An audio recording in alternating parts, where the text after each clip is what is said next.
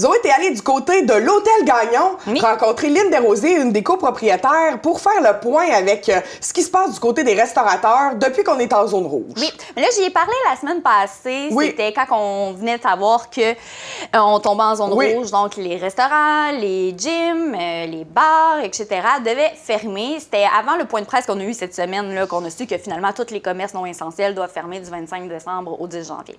Donc, juste pour vous mettre en contexte, c'est à ce moment-là que j'y ai parlé. Qu'est-ce qui est vraiment plaisant, c'est que la première fois qu'elle a fermé, Lynne n'a pas eu le temps de faire des commandes pour emporter. Elle n'était pas prête à cette éventualité-là. Là, elle s'avait préparée déjà d'avance au cas où on tombait en zone rouge. Donc, maintenant, vous pouvez commander pour emporter à l'Hôtel Gagnon si jamais vous le désirez pendant le temps des fêtes. Cool! Je suis présentement virtuellement avec Lynne Desrosiers, la propriétaire de l'Hôtel Gagnon d'Amqui. Bonjour, Lynne! Bonjour. Comme j'ai parlé à beaucoup de commerces cette semaine, parce que j'avais envie de savoir comment que ça se passe en zone rouge. Premièrement, j'ai envie de te demander comment que tu as vécu la situation quand tu as su vendredi en après-midi que tu devais fermer pour lundi à cause qu'on tombait en zone rouge. C'est pas une nouvelle qu'on a prise avec beaucoup d'humour. C'est une nouvelle qu'on attendait. À tous les jours, on se demandait si ça y était pas.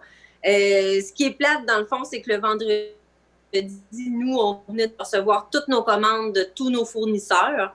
Donc là, on savait qu'on avait finalement 2 services, 3 services pour essayer de passer notre stock finalement. Là.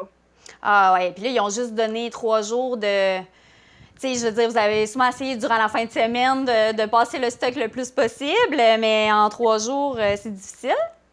Non, c'est ça. Fait qu'on savait déjà qu'on allait recommencer à perdre des denrées, puis on avait encore ça sur le cœur du mois de mars, de quand on avait fermé une première fois.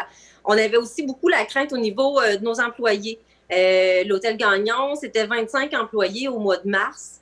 Quand on a réouvert, on a été capable d'être un peu plus pour la période estivale, mais présentement, on était rendu 12 employés. Donc là, Jean-François et moi, ce qu'on se demandait, c'était, on peut pas couper une moitié d'employés à toutes les fois qu'on ferme. Là. À quoi ça va ressembler quand on va pouvoir réouvrir? Donc, déjà, on avait ces inquiétudes-là au niveau des employés, au niveau financier aussi, parce que là, on disait, déjà pour la période de Noël, on n'avait plus les groupes, plus toutes les soupers qui étaient organisés, les grosses tables d'hôtes, les parties de fin de semaine aussi. Donc, c'était déjà une période financièrement qui n'était pas facile, là. Oui. Là, vous continuez, là, c'est sûr, les salles à manger sont fermées, mais vous continuez à faire pour emporter de la bouffe pour emporter. Donc, j'imagine que ça vous aide quand même à votre inventaire présentement de nourriture. J'imagine que ça l'aide à la diminuer, mais pas au complet. Non, pas au complet. Puis, il y a quand même des choses aussi pas bien là, pour emporter.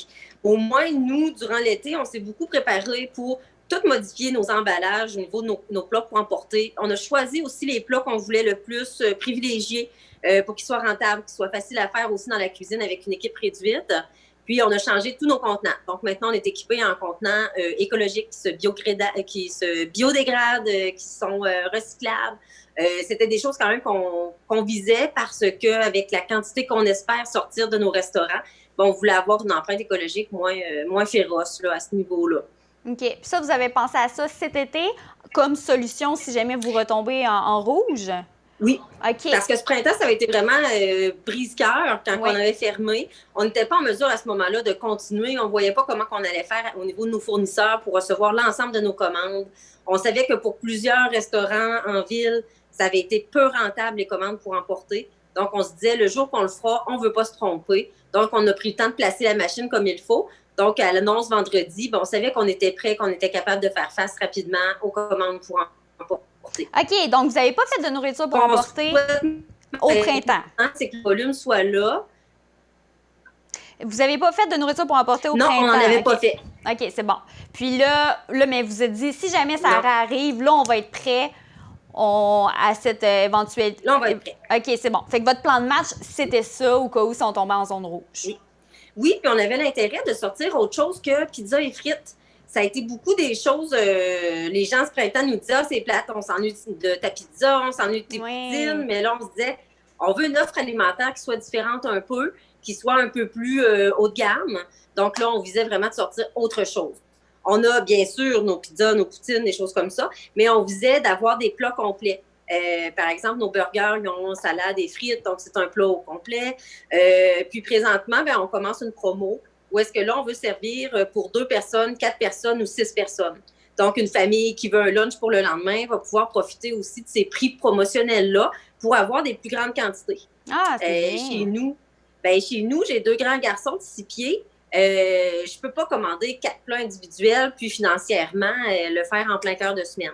Mais je me dis, avec une promotion comme celle-là, oui, ça serait plus accessible, je pense, pour les familles. Puis on se le cachera pas aussi, pour des petits groupes de travail à 6, ça peut bien se faire aussi de venir chercher une série de plats, finalement, pour un prix promotionnel. Oui, c'est très bien aussi pour le temps des fêtes qui s'en vient. J'imagine que les gens vont avoir le goût aussi de pas juste cuisiner, mais aller chercher de la bonne nourriture chez vous. Comment que tu trouves la décision de mettre la vallée de la Matapédia en zone rouge et aussi de faire, économiquement, de faire souffrir un peu la vallée avec le peu de cas qu'on a? C'est l'incompréhension totale. C'est vraiment de la frustration. Je trouve que c'est un paquet d'inquiétudes encore qui nous est remis entre les mains. Ça devient difficile. Ça devient difficile pour les employés, pour nous aussi. Moi, je pense à mes voisins, je pense à Geneviève de l'ambassadeur, je pense aux amis de la microbrasserie. On est tous dans le même bateau. Ça fait pas une souffrance qui est moins intense, là. On la comprend pas, celle-là. Moi, le lendemain qu'on fermait, j'avais un peu envie d'entendre qu'il y avait beaucoup de cas, puis en même temps, j'en voulais pas tant que ça chez nous. Mm-hmm. Mais je me disais, justifier cette décision-là, ça n'a juste pas de bon sens. On essaie de sauver les meubles, là. Oui. Oui, il expliquait, M. Sylvain Leduc, là, lui qui a pris la décision, il disait qu'il y avait le choix entre fermer, mettre en zone rouge le Bas-Saint-Laurent au complet ou juste l'Est. Mais bon, ça va peut-être changer avec le temps. Ils vont peut-être décider de modifier le règlement et mettre des couleurs selon les MRC. On ne le sait pas, c'est à suivre. Mais on l'espère au niveau, pour nous, là, si ça reste comme ça serait vraiment, vraiment, vraiment apprécié.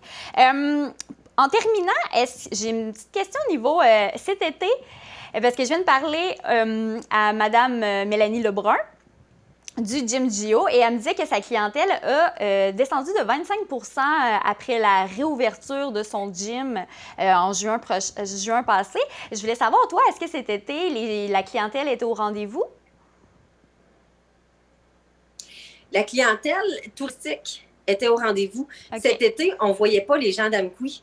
Quand on s'est mis à faire le registre au niveau de nos gens pour savoir qui est dans la salle, pouvoir les prévenir s'il y avait une éclosion, on s'est rendu compte que jusqu'en septembre, c'était les touristes qui occupaient nos restaurants. C'était des gens qu'on connaissait pas.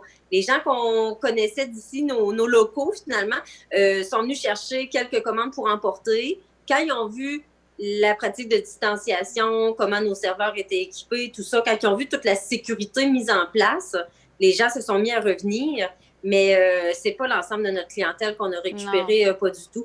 On a eu des très beaux week-ends les dernières semaines où est-ce qu'on était plein puis qu'on devait refuser des gens. Mais il faut savoir que notre salle était remplie à 42% vu la distance entre les tables, vu la composition des tables. Donc, au final, ça a été une période qui est difficile. Jean-François et moi, ça fait 7 ans maintenant qu'on est propriétaire de l'hôtel. C'est difficile parce que on voulait faire des travaux majeurs dans notre bâtisse, puis on ne sera pas en mesure de les faire. C'est ça que ça donne, dans le fond. C'est ces économies-là qu'on est allé chercher, finalement, avec la vague de nos premières années. C'est ça qu'on voit disparaître, malheureusement. Le cœur, il est encore, puis on a encore l'équipe qui est avec nous supporter au niveau des cas pour emporter, mais ça reste une période qui est difficile. Cette année, vraiment, à la fin, avec les états financiers, ce qu'on va voir, dans le fond, c'est qu'il y a eu vraiment beaucoup d'efforts de mis de l'avant, puis peu de résultats au bout.